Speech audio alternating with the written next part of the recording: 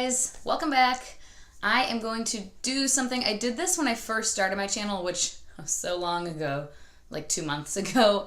But one of the first videos I posted was like a Few Faves Volume 1, where I just kind of talked about some books I own that are some of my, favorites, or I obviously kept them for a reason because I like them enough. And so today I'm going to be doing Volume 2 of that, sharing a couple more books that I just really enjoyed.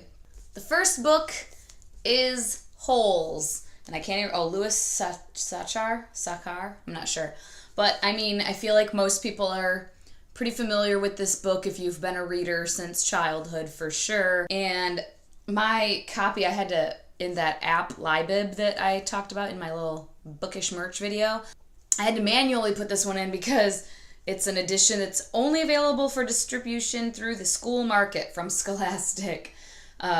When you'd get those, I don't know if it was like monthly, the little Scholastic, it was like a little newspaper type thing is what it felt like. It was like a little catalog of books that you could order and obviously pay for them, but then they would get delivered to school. And that was always like the best day ever for me. But I apparently got this from there. And I love Holes. Honestly, it's been so freaking long since I read it that I don't remember all of the details as far as how he got there.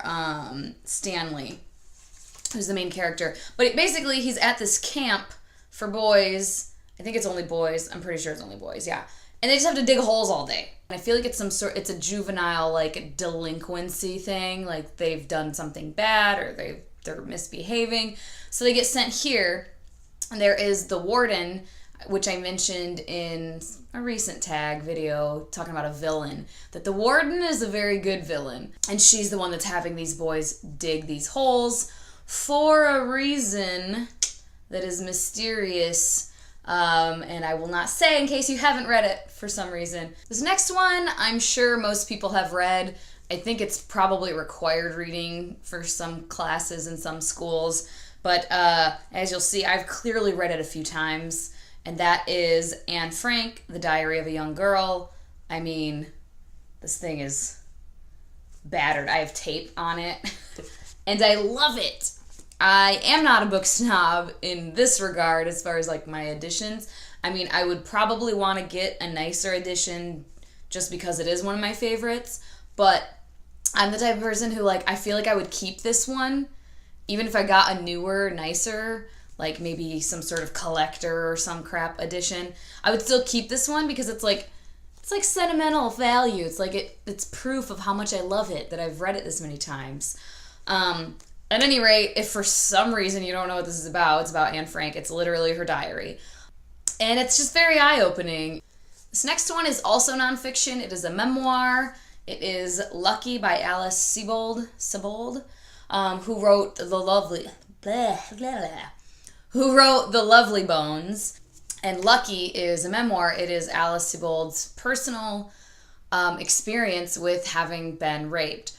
It's definitely, if you're someone who is sensitive to that, I would not recommend this book because it is pretty detailed and not in an erotic way at all. It's just very detailed as far as her experience when this attack happened, when this assault happened. And then it's everything after that. It's her dealing with it.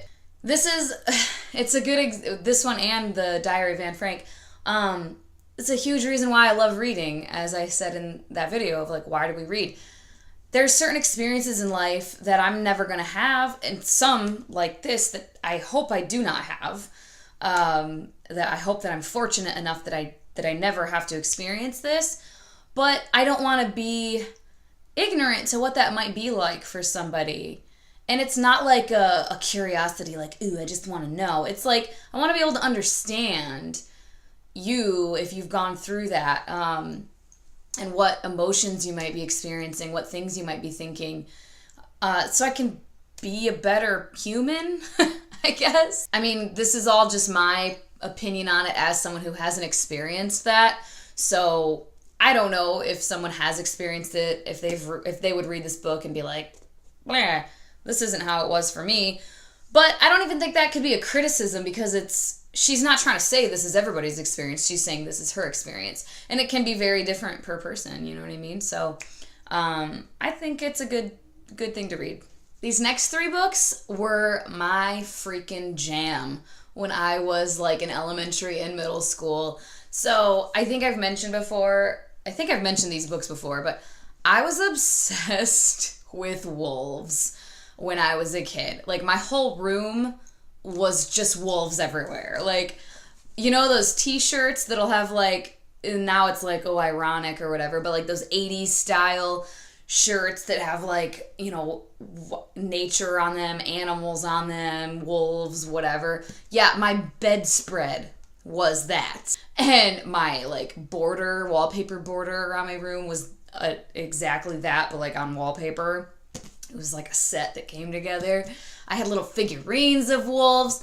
I just loved wolves. And I don't know why. Moral of the story is I really liked wolves, so these books were my jam. Julie of the Wolves by Jean Craighead George. So it's a series. There's Julie of the Wolves, and then Julie, and then Julie's Wolf Pack. Yeah, I've read this a couple of times, and I can't remember. Oh,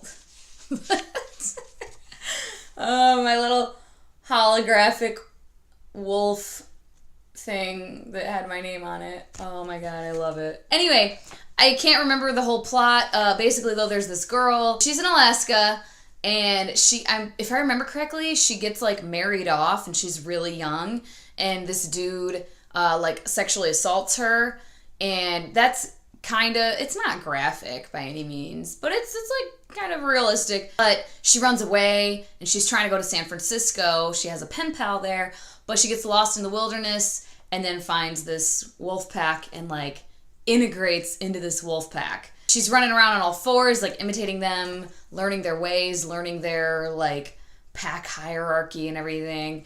And it sounds probably really ridiculous and crazy, but that was like my dream in life as a kid. And I mean, it's a winner of the Newbery Medal, apparently. I loved it. And look, the author with her little wolf friend. I have problems, guys. Okay, that is all for now. Hopefully you guys enjoyed this video. Maybe if you haven't read some of these, you'll want to check them out now. I'll put in the description down below just like a list of what they are and who wrote them. Thanks so much for watching, and I will talk to you guys next time. Bye-bye.